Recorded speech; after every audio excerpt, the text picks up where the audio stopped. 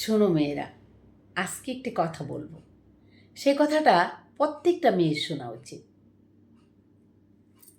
যদি কখনো কোনো রিলেশনে থাকো, যদি তোমার বয়ফ্রেন্ড তোমাকে তার ফ্রেন্ডের সামনে ছোট করে, কথায় কথায় তোমাকে গালাগালি করে, মা বাবা তুলে বকাবকি করে, কিছু হতে না হতে তোমার গায়ে হাত দেয়, বিভিন্নভাবে তোমাকে টর্চার করে, তাহলে সে তার সাথে কখনো বিয়ে করতে যেও না, সম্পর্ক জড়িও না।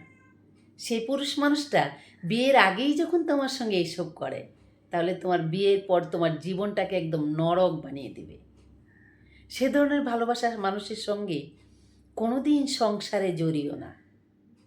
যে মানুষ বিয়ের আগেই তোমার গায়ে হাত দিতে পারে, যে মানুষ বিয়ের আগেই তোমাকে ছোট করতে পারে, যে মানুষ বিয়ের আগেই তোমার বাবা মা তুলে গালাগালি করতে পারে, যে মানুষ বিয়ের আগেই তোমাকে রেখে অন্য মেয়েকে বেশি প্রায়োরিটি দিতে পারে, সেখানে কি তুমি বিয়ে করলে সুখী হবে? কখনো না।